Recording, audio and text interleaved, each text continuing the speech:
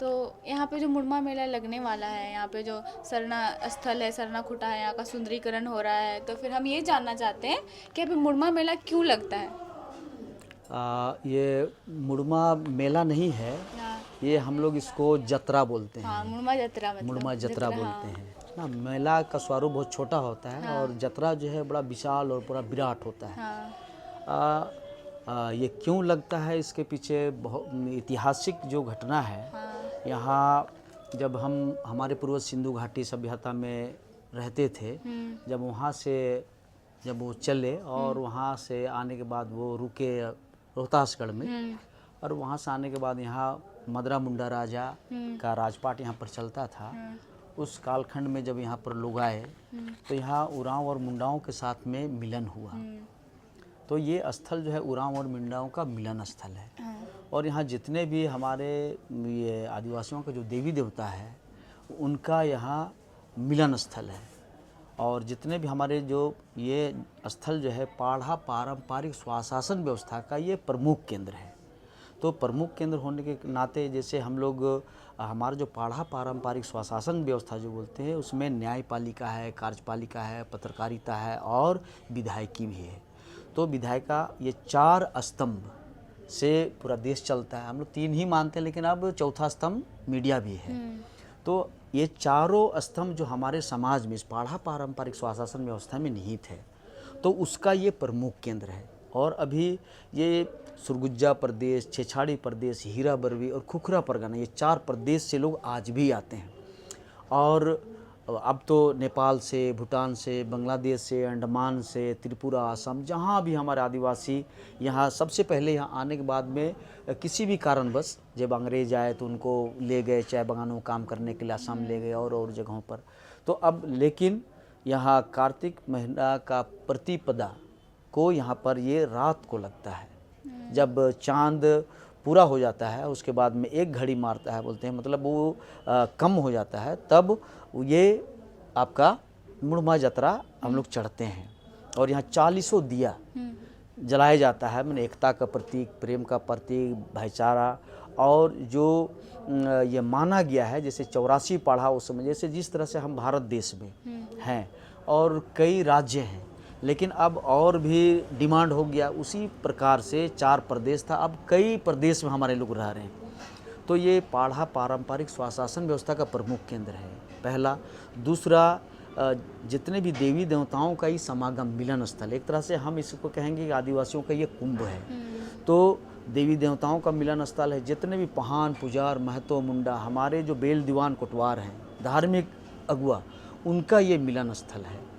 और यहाँ जो मुड़मा और ये सुरसा, ब्राह्मबे से भी यहाँ पर कणसा आता है। तो हम 40 दिया लेके जब वहाँ से चलते हैं पाढ़ा भवन, मुड़मा के पाढ़ा भवन से, तो वो बड़ा ही भव्य होता है और बहुत ही रोमांचित करता है सभी लोगों को। तब हम लोग 8 तारीख को, हमारा जो इस बार का जो तैयारी है, 8 तारीख को हमारे 40 पाढ़ा के जो हमारे पहान, पुजार, महतो, मुंडा, उनको हम लोग बड़े ही भव्य तरीके से हम लोग यहाँ पर लाएंगे।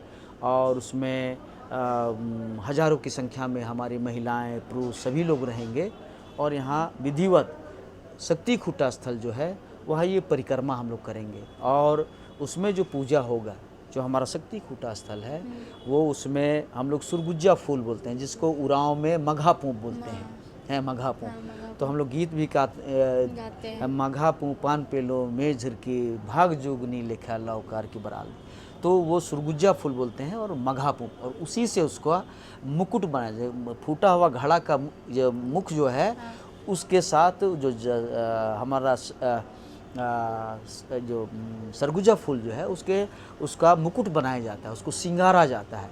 दूसरा है कि हम लोग जो पोतनी मिट्टी, जो घर हम लोग लीपते हैं, है ना, तो उससे उनको नहलाया जाता है, उसका है ना, नहलाया जाता है शक्ति खूटा को। और टूटे हुए घड़े का जो मुख है, उससे उसका मुकुट बनाया जाता है, दूसरा सबई घास से उसको पूरा सजाया जाता है, और सिंदूर है, टीका है, अरवा चावल है, सफ़ेद और लाल धागा के साथ में उसको साड़ी के रूप में पहनाया जाता है।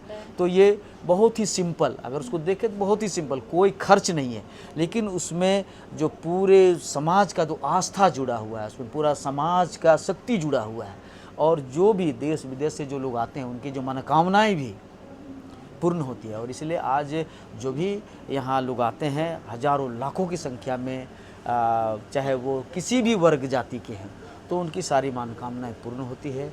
और दूसरे दिन ये हुआ आपका पहला 8 तारीख को जब हम लोग करते हैं। सेकेंड डे जो हमारा है 9 तारीख को, और 9 तारीख का जो हमारा कार्यक्रम होगा उसमें सभी त्रिपुरा से रहेंगे, नेपाल से रहेंगे, जहाँ जहाँ से भी लोग आए हैं, तो वो पूरा परिक्रमा होगा इसका देवी देवताओं के साथ में। वो बड़ा भव्य और विराट देखने लायक रहता है। और कई हमारे माताओं से हम लोगों ने सुना है कि जैसा आपने कहा मेला, तो कई माताओं ने कहा कि इस बार बेटा हम लोगों ने जतरा देखा।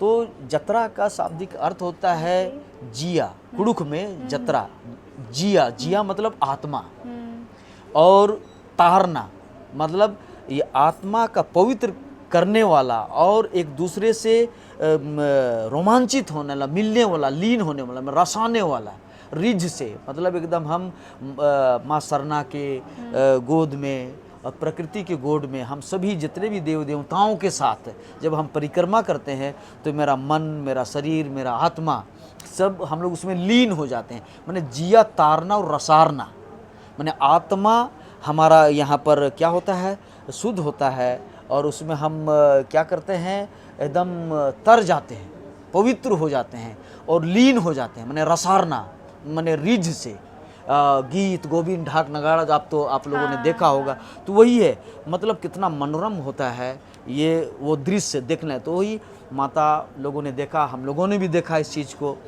तो जतरा वो चीज़ है, मेला तो कभी भी लगता है। मेला कभी, ये ऐतिहासिक घटना हुई है यहाँ पर, उरांव मुंडाओं का यहाँ मिलन स्थल है। और जब ये उरांव मुंडाओं का मिलन स्थल के बाद में यहाँ जब हमारे राजा जमींदारों के द्वारा जब अंग्रेज यहाँ पर आए, तो राजा जमींदार उनको भी बैठाया गया। तो यहाँ रातू राजा जब फनी मुकुट राय जब यहाँ के राजा हुए, रातूगढ़ उनका आज भी है, तो यहाँ के जितने रैयत कहिए, मैंने ज़मीन का जो टैक्स हो, बंदोबस्ती हो, मझियस का, बहुत सारी बातें थी। तो हम लोग अपने तरीके से पूजा पद्धति करते थे। लेकिन जब रातू राजा पर यहाँ पर आए तो 150 साल पहले वो जगन्नाथपुरी से वो जगन्नाथ आए और वहाँ जगन्नाथ जी को बैठाए रातूगढ़ में। तो यहाँ हमारी जो पूजा होती थी, तो हमारे साथ में बहुत सारी घटनाएं जब होने लगी, तो रातू राजा के पास पूरे रैयत इस एरिया के सभी लोग उनके गढ़ में गए। 3 दिन वहाँ रहने के बाद में भी जब वो नहीं निकले गढ़ से, तो लोग नाराज होके आए, और एक ही बात उन्होंने कहा कि आदिवासी का बच्चा हरदम सच्चा और राजा और जमींदार का बेटा हरदम झूठा। ये नारा लगा के लोग यहाँ पर जब आए, जब उनको 3 दिन बाद पता चला कि हमारे पूरे क्षेत्र के रैयत आए थे, और उसके बाद में जब यहाँ मिलने के लिए आए, तो जो भी ग्रीवांसेस थी, यहाँ की मांग और डिमांड था, उसको उनको मानना पड़ा। कि जैसे दशहरा में भैंसा ले जाना, मझियस ज़मीन का, और सारी चीज़ों का जो परेशानी और दिक्कत है, उन सारी चीज़ों को रातू राजा जब यहाँ पर आए, और वो अपने तरीके से उसको सॉर्ट आउट कर। आज भी जब रातू राजा थे, तो वहाँ पर महाराजा उनको बोला जाता, वो यहाँ आते थे। अब वो नहीं है तो उनके पुत्र जो युवराज गोपाल शरणनाथ सावदेव, वो आते थे। उसके बाद में फिर अब गोपाल शरणनाथ सावदेव भी नहीं है, उनकी पुत्रियां है फनी मुकुट राय की बेटियां हैं, तो अब वो लोग यहाँ पर आती हैं। वो परंपरा आज भी वो लोग निभा रहे हैं। तो आज भी हम लोग कहते हैं कि जब राजा महाराजाओं का जब दौर था, तब वो लोग इस जतरा का शोभा बढ़ाते थे और यहाँ के रैयतों की बात को सुनते थे। आज जब झारखंड बन गया है, जब हम लोग बिहार में थे, तो एक घटना यहाँ पर हुई थी। यहाँ हमारा जो परिक्रमा स्थल है, उस परिक्रमा स्थल में एक ईदगाह बन रहा था 1962 में। लेकिन जब पाढ़ा का जो परिक्रमा हो रहा था, तो उसको रोक दिया गया और पाढ़ा परिक्रमा करते हुए उसको तोड़ के हटा दिया गया। लेकिन तत्कालीन डीसी उस समय के जब थे, तो उन्होंने किसी तरह का मतलब यहाँ के भक्तों के साथ, पढ़ाओं राजाओं के साथ में कोई दुर्व्यवहार नहीं किया उन्होंने। उनको मार दिया गया था, माथा फूट गया, खून बह गया, इसके बावजूद भी संयम और धैर्य का उन्होंने परिचय दिया। और इसके बाद में ईदगाह वहाँ से हटा दिया गया, ईदगाह हटा दिया गया और आज ईदगाह बाहर है। और आज भव्य तरीके से जतरा अब लगने जा रहा है 8 तारीख को और 9 तारीख को।